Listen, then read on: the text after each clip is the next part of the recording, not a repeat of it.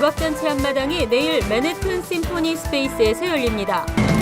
영주권이 없어도 합법 체류자들은 오바마 케어에 가입할 수 있는 것으로 알려졌습니다.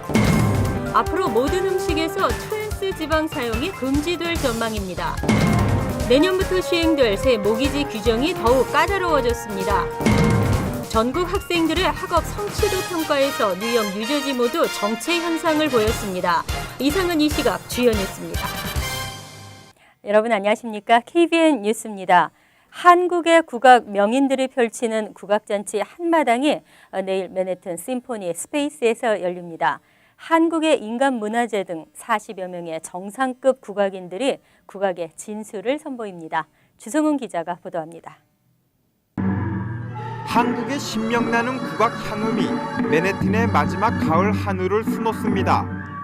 한국국악협회 미 동부 지부가 주최하고 한국문화원이 지원하는 제1의 명인 열전은 대한민국의 국보급 인간문화재는 물론 조흥동 경기도립 무용단 예술감독, 김영재 검은고 산조 보유자, 원장현 국립국악원 민속악장, 뉴욕 뉴저지에서 활동하고 있는 국악인 등 40여 명이 참가합니다. 한국만 따로 하고 미국만 따로 하는 게 아니라 우리 동부 지역 국악협회의 여러 회원님들과 한국에서 오신 문화재급의 선생님들과 같이 합동 공연하는데 큰 의의가 있고요. 이런 공연은 와 보시면 알겠지만 규모가 대단히 우리가 한 50명 이상 출연하기 때문에 큰 공연이 될 거고요. 이들 명인들은 도당굿, 죽흥무, 한량무 등의 춤사위부터 거문고, 대금산조, 법도춤 등 한국 전통예술의 진수를 선보입니다. 옛 선비의 고고한 자태와 품위를 춤으로서 표현한 이런 작품이죠. 그래서 남성 하면 대표적인 것이 역시 한량무고 여성 하면은 대표적인 게 살풀이듯이 남성으로서 남성의 그 모든 기계를 표현할 수 있는 춤이라 하겠습니다. 이번 제가 연주할 곡목은 제가 직접 만든 원장연유라는 곡을 가지고서 보이게 됐어요. 그런데 우리 또 동포사에 이렇게 우리 훌륭하신 여러분들과 같이 와서 또 현지에서 활동하고 계시는 선생님들과 같이 이번 무대를 쓴다는 게 아주 감회가 깊습니다. 한국 무속음악의 기악 합주 신화위가 연주되며 미 동부를 무대로 활동하는 20여 명의 재미 국악인들이 살풀이 군무와 입춤 소고 등을 선보입니다. 제1의 명인 열전은 내일 저녁 7시 맨해튼 심포니 스페이스에서 열리며 한국 최고의 명인들이 한국 전통음악의 향기를 전달합니다. KBN 뉴스 주성훈입니다. 오바마 케어에 가입할 수 있는 자격의 폭이 알려진 것보다 넓습니다. 보통 영주권자 이상으로 알고 계신데요. 영주권이 없어도 합법 체류자임을 증명할 수 있거나 추방 구제 조치를 받은 사람, 학생 비자를 포함 유효한 비이민 비자 소지자들도 가능한 것으로 알려졌습니다. 미국에 합법적으로 체류 중인 비영주권자도 건강보험 거래소를 통해 보험 가입이 가능한 것으로 밝혀졌습니다. 합법적 체류란 영주권자를 포함한 자격 있는 비시민권자와 망명자, 범죄 피해자 등 인도주의적 고려 대상자, 그리고 유효한 비이민 비자 소지자 등을 포함한다고 규정하고 있습니다.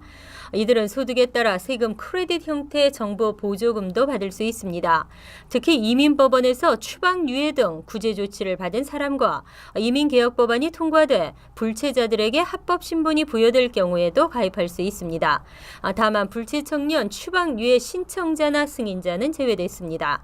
학생 비자 소지자의 경우에도 건강보험이 없는 학교에 다니는 학생들은 건보거래소에서 가입이 가능합니다. 하지만 소득세 신고를 하지 않은 학생들은 세금 크레딧을 받지 못해 다소 비싼 보험료를 내야 합니다. 또 유효한 비이민 비자를 소지한 주 신청자가 가입이나 보조금 수령 자격이 있을 경우 배우자가 소득이나 소셜 시큐리티 번호가 없어도 신청할 수 있는 것으로 알려졌습니다. 건강을 위협하지만 맛으로는 우리를 유혹하는 것이 트랜스 지방인데요.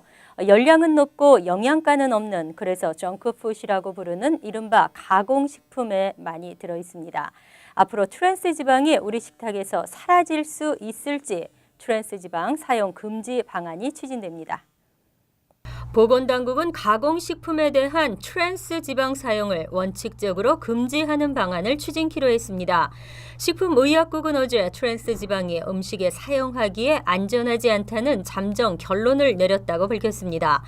트랜스 지방은 버터 대체 용품인 마가린과 냉동 피자, 후식 등 가공식품에 많이 들어 있습니다. 식품의약국은 앞으로 60일간 업계 내 의견을 들은 다음 최종 결론을 내릴 것이라고 설명했습니다.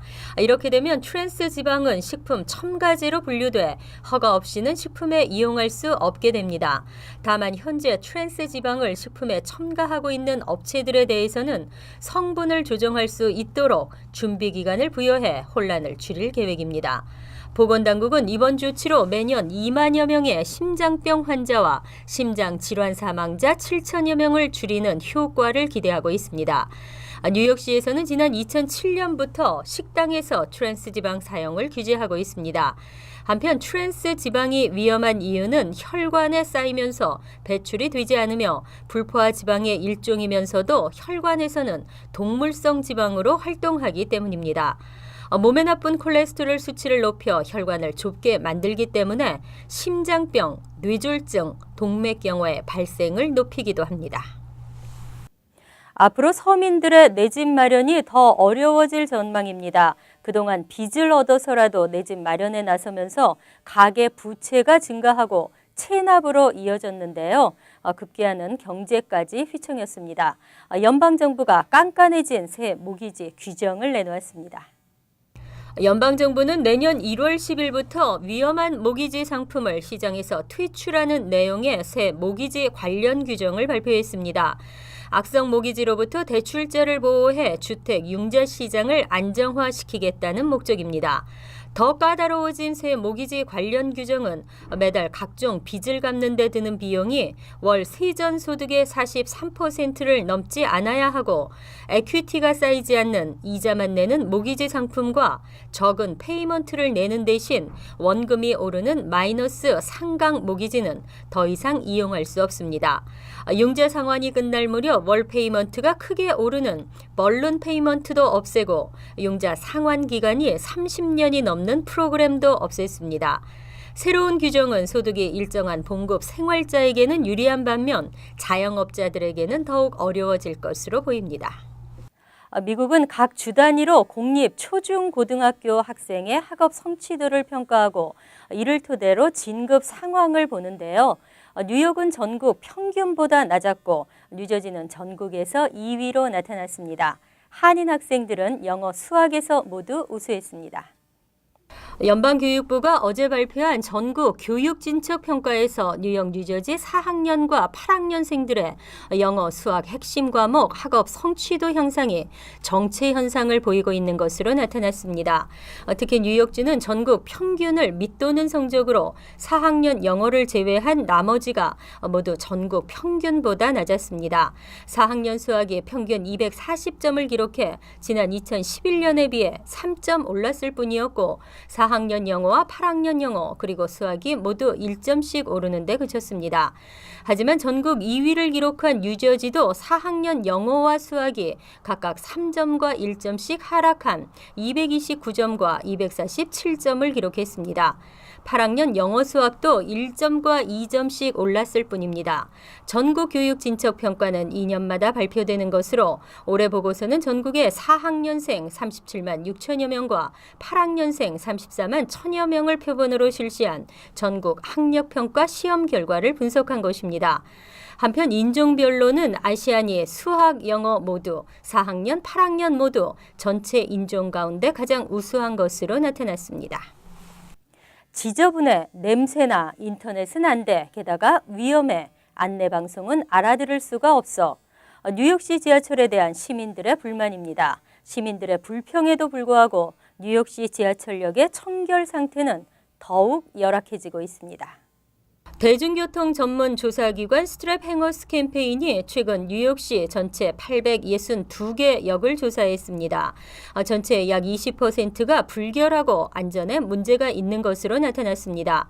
이는 지난해 조사 결과보다 크게 악화된 것입니다. 스트랩행어스는 뉴욕시 지하철 개선이 시급하다고 결론지었습니다. 이번 조사 결과 바닥에 금이가 있는 역은 전체의 39%에 해당하는 335개였고 그래피티가 그려진 역은 32%로 나타났으며 타일이 깨지거나 떨어진 역도 26%나 차지했습니다.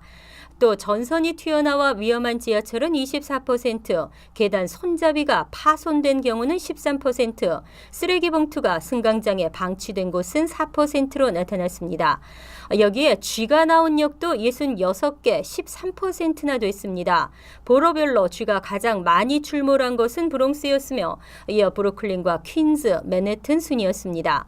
한편 메트로폴리탄 교통공사는 청결과 안전 문제를 개선하고 최첨단 기기들을 들여 현대화를 시도하고 있다고 밝혔습니다. 지난달 일자리가 예상보다 더 많이 늘어난 것으로 나타났습니다. 연방정부의 셧다운이 있었던 점을 고려하면 선전한 것인데요. 하지만 실업률은 다소 올라갔습니다. 노동부는 오늘 지난달 실업률이 7.3%를 기록했다고 밝혔습니다. 지난 9월보다 0.1%포인트 상승한 것입니다. 실업률은 2009년 오바마 대통령 취임 이후 8% 이상의 고공행진을 지속하다 지난해 11월부터 2개월 연속 7.8%로 떨어졌습니다. 이어 올해 1월 7.9%로 올라갔으나 그 이후 다시 하락세를 이어가 지난 8월 7.3%로 내려갔습니다. 오바마 대통령 취임 직전인 2008년 11월 이후 4년 10개월 만에 기록했던 가장 낮은 실업률 수치가 한 달 만에 소폭 반등한 것입니다. 지난달 비농업 부문의 일자리는 20만 4천 개가 늘었습니다. 시장 예측치도 상회하는 것입니다. 정부 부분은 셧다운으로 8천 개 줄었지만 민간 부분이 21만 개 이상의 일자리를 창출한 것입니다. 8월에서 9월 만들어진 일자리도 노동부가 애초 발표했던 것보다 6만 개 더 늘어난 것으로 수정됨으로써 셧다운을 전후해 노동시장이 완전히 풀이 죽지는 않았음을 보여줬습니다. 하지만 최근 고용 상황에 실망해 구직을 아예 포기한 사람이 많다는 분석입니다.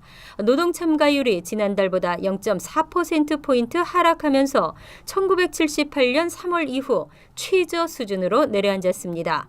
한편 4분기 경제 성장이 둔화할 것이라는 관측은 변함이 없을 것으로 보입니다.